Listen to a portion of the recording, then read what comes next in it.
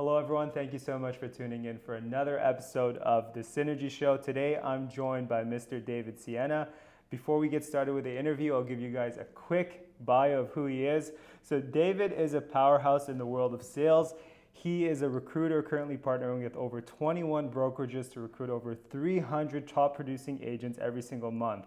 He's known for his relentless drive and results-oriented approach. He's become a sought-after leader in transforming businesses through innovative strategies and high-performance coaching. I've got to know David over the last couple years, and I'm actually inspired by just how hard this guy works.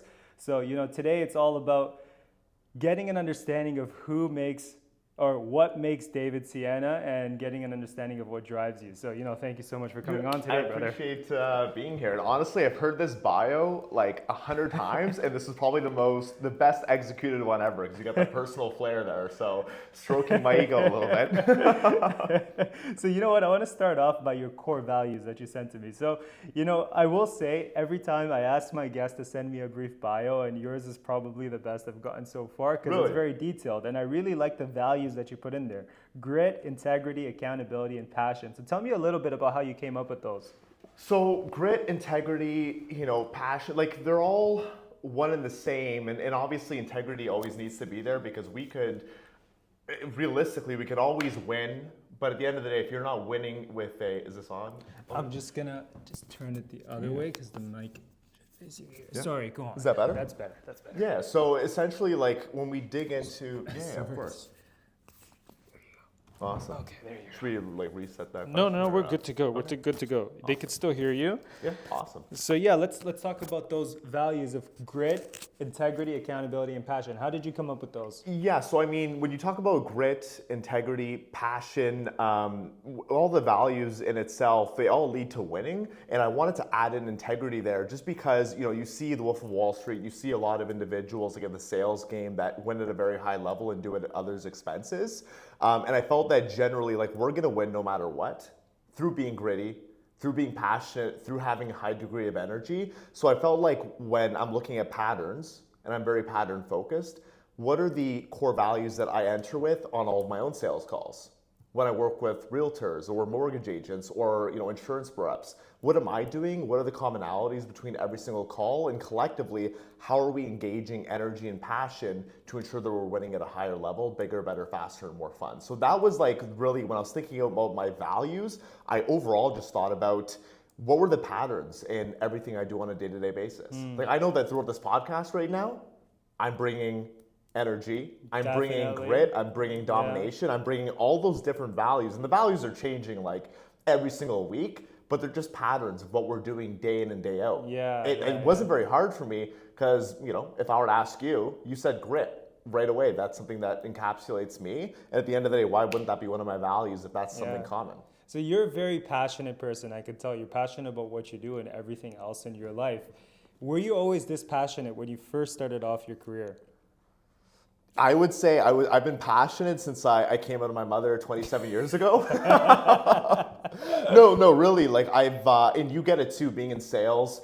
Everything you do, and I was raised, a really good household where you don't do anything unless you're going to win, right? And just having the framework and the mindset that if you're not doing things at 110%, there's other people there that are going to replace you. For sure. And there's other people out there that are going to outperform you. And I've never been number one in everything, although the mindset has always been, if I'm not going to be number one, then why even do it? Why even partake? Like if I'm not going to have, I've fired countless coaching clients since I've started this business out because I refuse to not dominate and not win. And I feel almost guilty swiping a credit card if people aren't hitting their goals bigger, better, faster, aren't actually plugging into the systems. Yeah. So that's always been my mindset is if you're not winning, then why do it at all? Exactly. So let's talk about your business. So, I'm in sales and I think sales is a very tough job, but I think your job is exponentially tougher because you're trying to sell to salespeople. So tell me, how did you get into that? I mean, to be fair, I've only sold to salespeople. Yeah. So I started off in the sales world, truly as an inside sales agent. And for those of you who don't know the ISA world, you are literally cold calling. And for me, being an inside sales agent, I was actually cold calling other realtors and other business owners that were already producing on why they should change their companies. And as you know, you constantly get recruiting calls, and it's not the easiest job to navigate that. Yeah. So within a span of 6 months, I booked over 800 appointments. Wow. And from there, I was like, okay, I can book appointments with all these salespeople. I can sell them on why to meet with me or the other individuals as an inside sales agent. And from there, I transitioned into the Keller Williams team leader world where I was running a brokerage. And from there, we recruited over 200 producing agents in 20 months. So I've only known how to sell to salespeople. My skill is so good as a result of that because I was kind of thrown into the deep end. I've only known high ticket sales. Yeah. I was only able to learn that. And you started off from a point that was a lot more difficult than your average salesperson, because when you're trying to sell to a salesperson, they know what to expect. I know when you're trying to handle my objections. I know you already know, you've probably scripted already, all that stuff. So it gets a lot more difficult. So, over the years, how many years have you been doing this? I was a team leader obviously a brokerage for roughly 5-ish years. So we were at the height of my manager, team leader role, we were recruiting between 35 to 50 agents per month. That's crazy, because you said you're 27. So you were a team leader at a brokerage from 21, 22? Roughly, yeah. So that makes it even harder, because now he was a person selling to salespeople as a 21-year-old, 22-year-old. But I'll challenge you. It's all framing. Exactly. We don't focus on the reality. We focus on our perceived reality. So for me, being 21, 22, meeting with people that were in their mid-30s, 40s, 50s, and even 60s, I'm so much better scripted and equipped than these individuals. If I'm able to outperform you and objection handle you on the phones, what else can you learn from me? Exactly. So it's almost like people don't join, regardless of what you're selling, they're not ever buying the features, they're buying the outcomes. And they're buying, for example, people don't use you as a realtor because of you alone. They're buying with you based on the skill set of what you're bringing and the outcomes of what you're going to bring, and not all the different features. Right? So that's something that I've always focused on, and it's just reframing the concept there. So let's circle back there a bit. I guess early on in your career, when you were younger, you probably faced that objection that, you're young, why should I listen to you? And your way of countering that or maneuvering past that was just being as prepared as you could be. Absolutely. Last year I think I read just under 80 books, self-development, business, etc. So even with my own clients, the biggest fear I have is, somebody outperforming me. Yeah. And out-learning me, for example. So when I was 21, 22, that was probably 10x. Yeah. Right? From a training, and just even right now, I'm probably spending over $100,000 in my own personal development on an annual basis, only because I understand how important growth is. Right? You can't be, and I feel like in that role specifically running the brokerage, if I almost felt guilty or a bit nervous if I knew that an agent was going to come in and out-objection me, essentially, or not see value. For sure. I think that concept applies regardless of whether you're 21 or 30 or 40 years old or anything in life. The more prepared you are, the better you will perform. And that's why scripting changed my life. Before I joined Keller Williams, I didn't script. I didn't know what role playing was. Yeah. And that's pretty sad as an agent that was in the industry for 3-4 years. And I remember the first week that I joined KW, I came back from family reunion. Where we met. 3 years ago, I think, or 2 years ago. And I sat down with a couple of guys that I had just met over the last few days. And I remember I got a listing appointment for this $2 million or $2.5 million property in downtown Toronto. And before I talked to, my coworkers, my colleagues there, I was frightened. I didn't know what to do. I didn't know what to say. But just practicing for an hour, preparing myself on the potential things that client would say to me, potential objections that I would face, these things, I became so well prepared that when I went to that listing presentation, I completely killed it and I got the listing. Yeah, that's unreal. And the person that I was just 2 weeks prior wouldn't have been able to do that. And that's just what a little bit of preparation does. So now you, someone that's been doing it for 6-7 years now on a consistent basis, that's probably where a lot of your success comes from. Is that right? 100%. And something that I wish everybody knew was that if you're not scripting every single morning, then who are we scripting on? We're scripting on our clients. I love That's that. such Can you say that again? I'm going to say that again, and I'm going to look at the camera. If you were in sales, regardless of what industry, and you were not scripting with your peers, then you are scripting on your clients, and that is one expensive way to F up. So find yourself a peer in the industry and practice on them for at least 20 to 30 minutes a day. Your conversion rates will go up, and you will be able to create gaps and help individuals get to where they need to go. So yes, right to the camera there. I love that. And you know what? Even if you cannot do it every single day, you're busy. I don't think you're busy enough, but let's just use that as an excuse. At minimum, 3 to 4 days a week. At minimum. I would even argue that I was personally, because I didn't always have a scripting partner that was well equipped, something that I read in some sort of book was while I was driving to the office, I would actually record myself scripting, going through the objection handles. What would this individual say? What would, like, in that response, what would I go through? Like, what would the framework look like? Because at the end of the day, whether it's a script or objections, it's all frameworks, it's all patterns. Like you asked me, for example, about my bio and how detailed it was and my values, that's all a framework. Yeah. The way I wrote that bio, it's all patterns and frameworks, and it's no different with scripting and role playing or handling objections. So it seems to me like being successful, it's just about following frameworks that probably already exist. I was gonna say, so, and I know that bio was made like probably 5 weeks ago now. I'm actually partnered with over 50 brokerages and other sales reps specifically. And with those 21 individuals, obviously they were on average recruiting between 300 to 350 producers per month. But the reason why, you're probably thinking, like, why do they have success? Why do these individuals have success and other individuals don't? And it's because they're following a framework. For example, okay, we know that in sales in general, we need to, and this has always been my mindset, we need to fear obscurity. Now, you guys are probably thinking, what does obscurity mean? And just so you don't need to pause this, obscurity is essentially fearing not being known. So creating omnipresence, not to sound sacrilegious, but almost being like God when people feel that pain point and thinking of you as the solution. Yeah. So when we think about how to create omnipresence, and we think that my clients right now are sending out 2 to 3 emails a week to their database, they're sending out a monthly text message, they're hitting their database over 200 times per year, whether they're a realtor or whether they're running a brokerage. When you start to look at those, that's a framework, that's a pattern. Exactly. Now, when you look at, okay, well, how do I send out 2 to 3 emails a week? Is it just me spewing garbage? Well, let me ask you.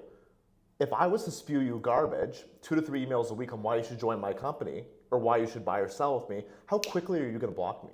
Probably by the second email. Probably by the second email. But are you aware that Amazon's sending you probably 3 to 4 emails a week if you're a Prime member?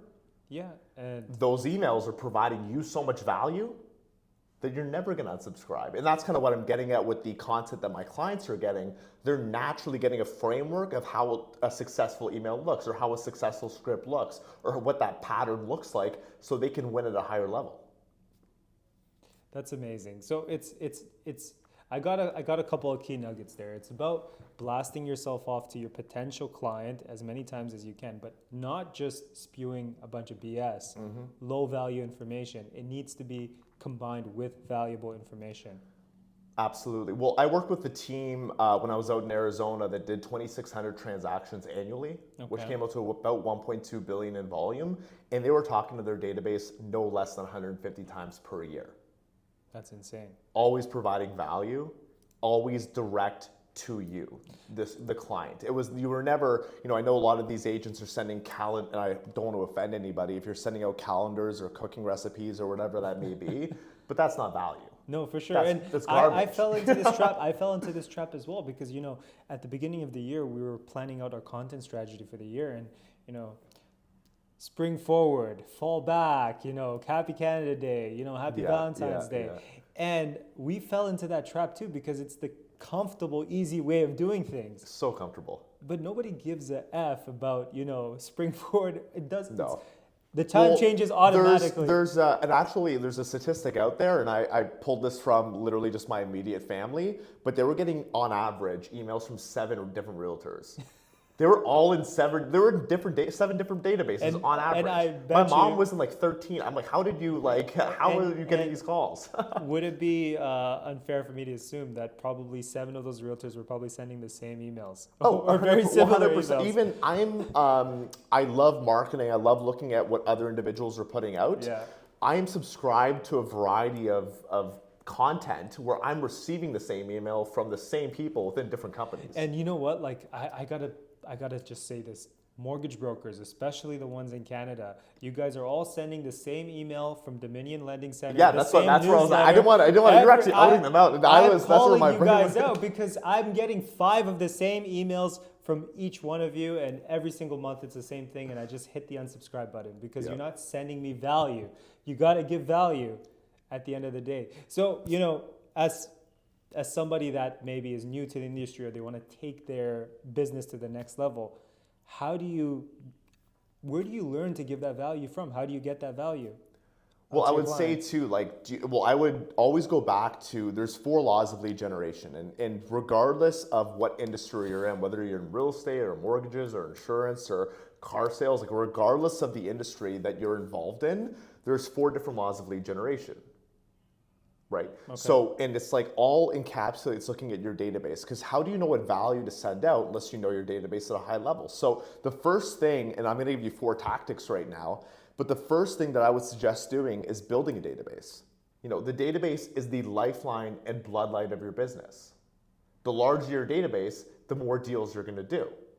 Your database, however, is also a depreciating asset, right? So the first thing that I would look at is build a database. Every single contact you have on your phone, everybody you have on social media, etc. Do you have a database of their names, their numbers, their emails, their addresses, etc.? How you know them? That being the first thing. The second thing being feed the database daily. And you're probably thinking, what does that mean to feed? Well, your database is dying. People are literally physically dying. They're moving out of your market.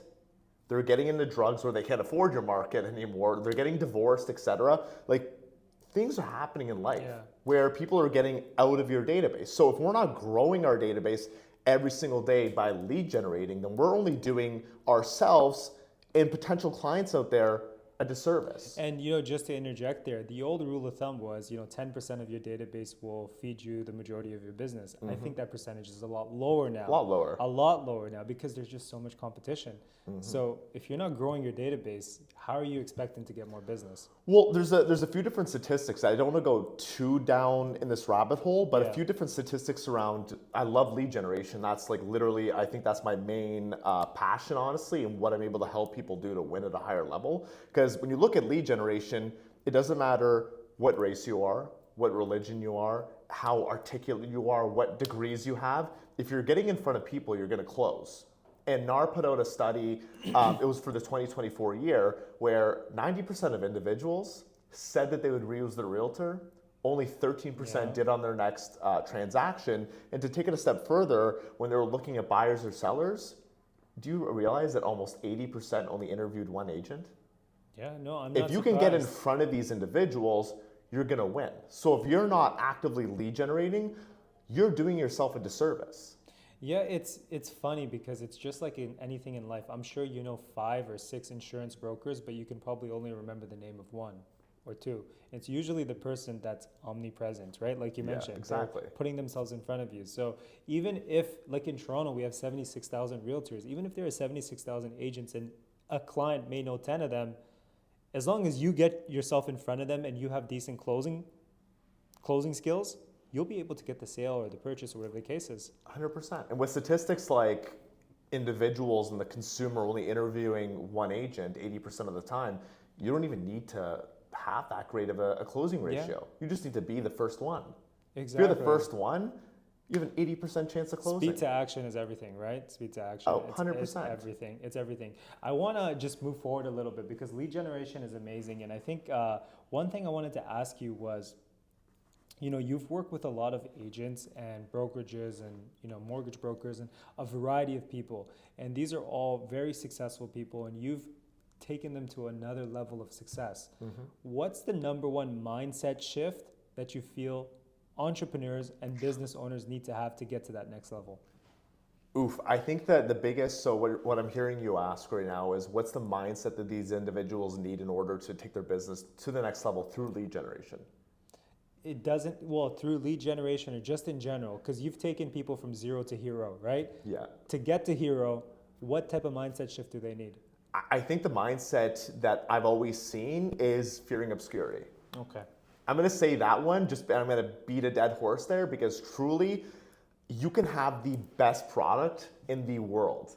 And unless your consumer, your ideal customer knows you, doesn't matter how great your product is. Yeah. So I'd say that being the main focus in general. Like I know, for example, that, okay, throughout North America, there might only be 6 million transactions. The market's probably going to stay pretty consistently low. We're still in a shifting market, but that still means that there's millions of transactions that are out there.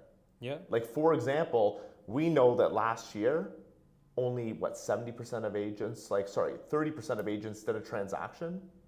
Right, a lot of agents are getting out of the industry. It's actually 50% of agents just did one transaction. Well, and that was I wasn't sure on the exact statistics. Yeah. Like I know that in the States, for example, like year to date, only 10% of agents have done a transaction. Wow. So I'm in so many different markets where I don't know the general exactly. statistic in But every it's market. generally there.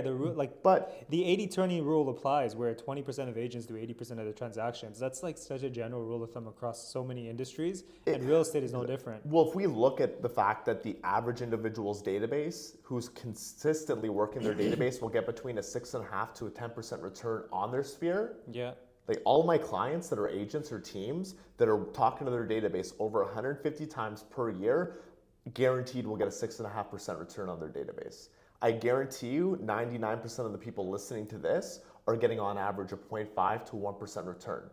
Like I worked with an agent, he was with a different company, Big Balloon. He was in the industry for over 40 years, and in his best year ever did 10 to 15 million in volume through a lot of door knocking, referrals, etc. He was just, beating the phones, trying to make things work. Within 2 years of just utilizing systems and models, and through going from a 0.5 to a 6.5% return on his database, he went from 10 to 15 to last year in one of the toughest markets ever, closing 42 million. Wow. As a solo agent at a brokerage, just by talking to his database and marketing to his database. Because like I said before, this guy's a stud. He's in his mid 60s. He knows what he's talking about, but if his database doesn't know him, then how is he going to it doesn't matter how great you are. And that's the other thing you pointed out, that last year 6 million transactions, there's 1 million extra transactions that you can do. And that's the thing, like in the Toronto market, as this is where we work, there's a lot of inventory right now, and people are complaining there's so much inventory. Well, why don't you go out there and get that inventory as a listing? Exactly. Right? That's just more opportunities for us as agents to pick up listings. And that applies in any industry. Just because it's a slow market, there's more opportunities, right? Shifts are amazing because, and you already know this, but shifts are amazing because they create gaps. Yeah. Gaps are either going to be, are you going to look at gaps being pain, or are you going to look at gaps being opportunity? Absolutely. When I was at Family Reunion 2 years ago, was it Gary Keller or one of the KW guys, they said, shifts are great because the agents that level up during a shift, that gain market share, they don't give it up. But the agents that lose market share, they never get it back. Mm-hmm. And that's why shifts are very important. While everybody else is twiddling their thumbs and sitting on their ass and just, complaining and woe is me and that whole mindset, if you go out there and you double down and you increase your lead generation, you increase your ad spend, whatever it is that you want to do, and you get business, I guarantee you'll be way better off when the market picks up. And it's like, what excuse do you have not to lead generate every day? What else are you doing? Exactly, and that's when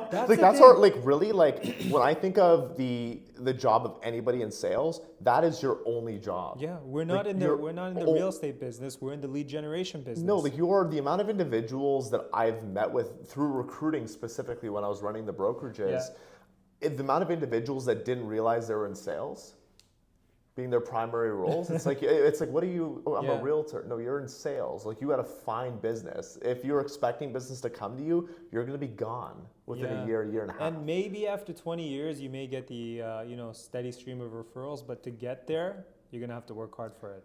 You're going to have to work hard for it. Well, even then, if you know that your database is dying, then at the end of the day, what are we doing? Exactly. That's the thing.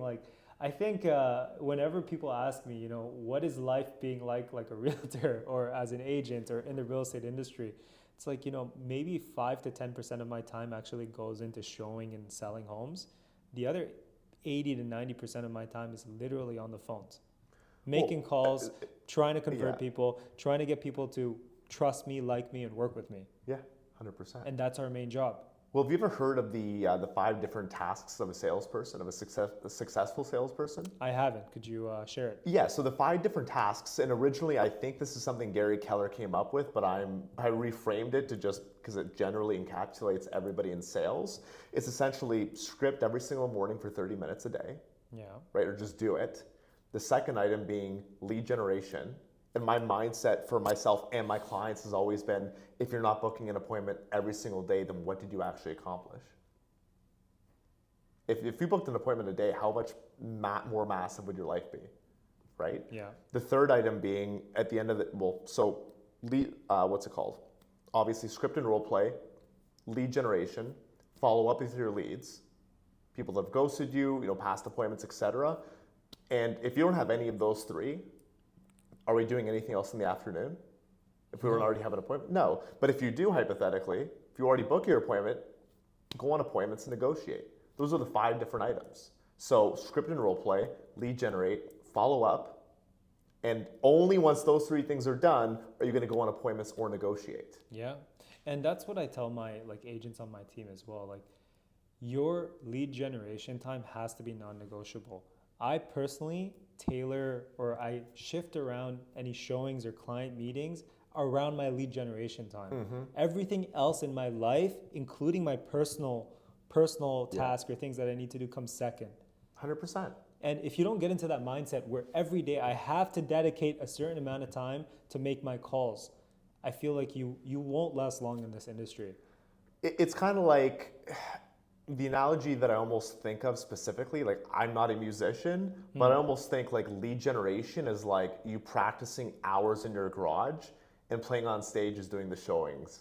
Yeah. And doing all that other stuff. I love that. That's the kind of, and we can think about that all day. Like for example, like bodybuilding and looking good on the beach. Yeah. Right? Exactly. Like lead generation is like going to the gym and like not eating out and staying healthy. Going on the beach and being admired for your physique or on stage, whatever you're into, that's like going on the listing appointment. Like, that's the fun part. The part that's not too fun is actually being there and doing all the activities, right? And you know what's sad is a lot of people will see successful agents or successful business owners or entrepreneurs, and they will say, oh wow, this guy just has it all handed to him. But they don't see all the work that goes in to get to that point, right? And oftentimes, that is what we don't share on social media, or at least what most people don't share on social media. I was gonna say I share this stuff all day on social media. I've gotten 4 cease and desists in the last 2 weeks from overly lead generating and just getting active. So I was gonna say I personally do it just because I feel like at the end of the day, if I'm not doing it, why would my clients? Exactly. You have to lead by example. And you know, this show is really entrepreneurship focused, and we got a lot of great takeaways here in terms of lead generation and the mindset stuff. You know, let's forget about salespeople in general, but you know, you run a successful business as well. So you're a business owner, you're an entrepreneur. What is one thing that someone can do to take their business to the next level? How do you scale your business? So, you know, you went from 21 to 50 in just like 3 months, right, of brokerages or agents that you're working with. How did you scale so exponentially in a short amount of time? I don't know if there's one specific thing that I did, but I would say it was really a combination of like my true GPS, like my true roadmap of what I built out. And personally, like I have 2 coaches. Okay. Right, so I have 2 coaches. Shaq McRae is my NLP coach, so he's constantly focusing on my mindset and making sure that I'm reframing everything in a positive light. And he's seeing things from a 30,000-foot overview. Brian Leverett as well used to be very high up in Keller Williams International, and he's also pouring into me pretty heavily as well from a strategic perspective. So I got to give it up to those 2 coaches and those 2 mentors for obviously pouring into me pretty heavily. In addition to that as well, some things that we've been focusing on in order for us to win at a higher level, and literally going from, because this business has only been open since October realistically. Like I left Keller Williams in October, and now I'm obviously over 50 clients, and it's, what's today? Today is, you know, March 20th. March 20th. Like it really took off very quickly. Obviously, there was a lot of groundwork that was laid. There was a very big foundation that was laid, but things that we're focused on specifically, first and foremost, above all else, were helping our clients win. Yeah. That was the biggest thing, and something that we've been focusing on for so long is frameworks. Like if I was taking you on as a client and you were opening up your own brokerage or you were wanting to scale your team out, what tangible systems and models can I give you so that you can plug them in and win in a short amount of time? Like I know that I can give you the exact framework. If you wanted to recruit 100 million in volume to your team, not a brokerage, to your team, I've already done that. I have a handful of clients that have done that. I can give you those same systems, email templates, blah, blah, blah, blah, blah, those same scripts so that you can plug that in immediately. So looking at frameworks was the biggest item before I even took on a coaching client. And then from there, getting the wins. For example, I'm going to shout out even, for example, like Ron Ortez. Ron Ortez is one of my brand new clients, and he's brought on over 200,000 USD in company dollar to a brokerage year to date, and we're only in March. Wow.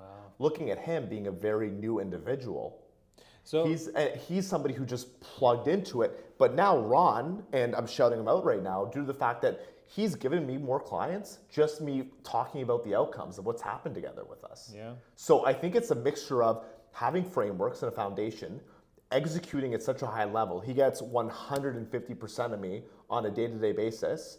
And from there, I'm able to talk to you about what I was able to do with Ron. And all of a sudden, that person's like, yeah, I want what he has. Exactly. And I think it also helps that you bring a lot of passion into what you're doing. Course. So I think that's the missing ingredient for a lot of people. Like, I feel like if you want to take your business from here all the way up to here, you're not going to be able to do that without passion. I agree with you, and I feel like people see success in industries and go to the industry just for the success and not actually because they love the industry. Exactly. It's kind of like, this is going to sound so funny, but like I always use dating analogies in a lot of my speeches and conversations. It's almost like individuals who know that they want to be like married or they want kids, and they just like settle down with somebody quick. Yeah. They love the concept, so they get in a vehicle that doesn't actually make sense for them, and then they're divorced down the line. Yeah. It's kind of the same thing with like a lot of realtors I know. They want to be successful, they want to be entrepreneurs. They see a lot of realtors having quick success, so they become realtors, but they don't like sales. Yeah, it's true. It's like, the money is what allures you into the industry, but if you're not passionate about helping people, you're not going to be, like, honestly, lead generation is not fun. Maybe it is for you because you're a different person. But like me, I hate making my calls. But that's exactly why I do it, because the things I hate are the things that are going to make me a lot of money 100%. And are going to make me successful. And one thing I will just plug Andrew Huberman in this podcast too, because he mentioned something. There's a section in your brain, I think it's called the amygdala or something like that. The neurolinguistic cortex. Yes, and I watched the same podcast, brother. But for the people that aren't aware, there's a section in your brain where it basically enlarges anytime you do something that you feel very uncomfortable doing. Mm-hmm. And when you're doing things that are very comfortable, that you like and enjoy doing, it gets smaller. And they did a study, and the people that are the most successful in this world, they have the largest, that piece in the brain is the largest. Yeah. Yeah. Well, it becomes, from what I understood, if we talk about lead generation and or even talk about the gym, for example, what I understood was if you were doing something uncomfortable, like picking up the phone or going to the gym, etc., it's going to light up like a Christmas tree. Yeah. It's going to really just light up. But from what I understood, the more volume you do, the larger it gets. It's literally a muscle. It's literally a muscle, and that just tells you have to embrace the uncomfortable. That's the only way you're going to be successful. And lead generation is one of those things. Like when I joined the industry, I was terrified of making calls. Now I make calls for like 2 hours a day, every single day, Monday to Friday. And I know if I don't do that, I'm not going to be able, like the me from 90 days from now is going to regret it. 100%. And well, who else are you doing a disservice to? Think exactly. about all the shitty agents that are out there. Yeah. Where if they didn't do a transaction with you, how much would they be better off? If they were to do someone with one who hasn't done a transaction ever? Exactly. You're doing a disservice to your clients and to yourself and to your family and your future kids, honestly. Exactly. It just goes on and on and on. So you have to, I think the key takeaway is lead generation is the most important thing in sales, and you have to embrace it, even if you hate it. It's literally the one common denominator. So, we're going to wrap up the show. I'd like to ask a couple of questions. First one is, you read a lot of books, so I want to ask you, what is one book that an aspiring entrepreneur should read? I mean, there's a couple that come to mind. I mean, classics, obviously, like The Tribe of Millionaires is a fantastic book that it's more of a story about essentially how you're the average of the 5 to 10 people you spend the most time with, and really just goes into like for example, if you're in a friend group where everybody's having kids, you're more prone to having a kid. If you're with a group of successful entrepreneurs, you're on average going to be a successful entrepreneur. So that was a really good book that I read when I first got into the industry. That's honestly why I'm so heavily invested with my coaches right now as well, is because I know that if they're making millions and millions and millions a year, if I literally pay them for them to teach me my frameworks, it's going to make sense that only I'm going to be that next multimillionaire as well. I would also say there's a lot of great concepts in Napoleon Hill's works as well. I'm not going to dig into that too much, but the last book that changed my mindset was $100 million Leads and $100 million Offers by Alex Hormozi. And that changed my world like completely, those two books, because it talks about lead generation from a different perspective. Yeah, I haven't read the first one, but I've read $100 million Offers. Oh, this one's even better. The Leads one is even better. Yeah, so that's next on my list, but highly recommend $100 million Offers. Last question before we cap off the show. What's one piece of advice that you would give back to you just starting off in the industry? I mean, I think I'm almost going to reframe the question a little bit, because if you were to ask me, what could you tell yourself, it's just keep going. Yeah. Like literally, I don't know if that's the type of advice you want to hear. I want you to pick out one piece of advice that would have helped you at the beginning of your career that you know now. I mean, I feel like I was such a blank slate that I didn't know anything better. So I feel like this is almost good for individuals who are already in the industry. Pick up the phone, commit to 2 to 3 pieces of like lead generation activities, and just commit to doing it. Like I know, for example, out of my realtor clients, I know that for every 303 doors they knock on, that's one transaction. I know for every 1,500 times they pick up the phone, that's one transaction. I know that by working your database at a high level, before they start with me, they're doing around 0.5% on average. So for every 100 people they know, they're getting 0.5% of half a transaction. And once they start working their database, they go from, half of a transaction to 6.5 per 100 people. So I would say, if anything, and it's going to be the most uncomfortable thing, like if I were to talk to somebody brand new out of school or brand new to the industry, and that was the only advice you were given, you were going to do that thing without question. Yeah. For example, you were with a different company where you were successful in your own way at a different company without ever actually lead generating as good as you are now. Probably a lot more uncomfortable for you to lead generate after doing something successfully for so long in the past. But you know that there's a natural ceiling of achievement where if you don't implement that lead generation systems models, you're not going to get different outcomes. So if I were to give anybody for myself personally, I don't know if I would give myself any different advice because of how quickly my life's compounded. So that's what I was telling you. I want to reframe the question by saying I wouldn't change a thing. So let's summarize that. Let's summarize that with one key takeaway: talk to people. Pick up the phone and talk to people. The more you lead generate, the more successful you will be. So well, even if I'm going to give one more too, and it's funny because my dad really because I worked remotely a lot of my time, obviously throughout COVID, and he would constantly listen to me on my calls. And he would point out when he knew I read that day and when I didn't read that day. He would tell me how sharp I was or how disillusioned I was. He would tell me, he was able to point that out very quickly from a 30,000 foot overview, and he still does that today when he listens to me on these podcasts. He'll be able to know that, hey, you didn't, I was in, obviously away traveling for 5 to 6 weeks. Literally the day I landed on a plane yesterday to come do this spot, no BS. I landed yesterday. And he's going to listen to this and say, hey, you actually read your books, listened to your podcasts, did your education, or he's going to say, you could have been sharper. It's usually the latter, but that's what you need. But that's what you need, though, and he's fantastic like that. So if I were to say anything, be growth oriented and outcomes driven as well. I love that. Where can people find you if they want to work with you, and who are the types of people that can work with you? Yeah, that's a good question. Or better way to say it, who are the people that you can help? Yeah, so I would say, my Instagram is, and you can plug it, is David.Siena. And in general, my ideal client is an individual or leader in the sales or entrepreneurial world, and somebody who's not afraid to get gritty, get passionate, inject a lot of energy and enthusiasm into their work, and ultimately who's going to say what they're going to do. Like, I fired countless clients for the past couple months of starting this business simply when they refuse to do the work and the activities that I know that's going to help them win. So I think my ideal client is someone who's very growth oriented, wants to dominate their market, and obviously who wants to scale. That's my ideal individual. Amazing. Guys, we'll drop all of David's information in the description and the bio. Please give him a follow. And if you sound like you're somebody that wants to take their business to the next level, I'd highly recommend you reach out to David. Thank you so much for coming I on. appreciate you, brother. Thank you, brother.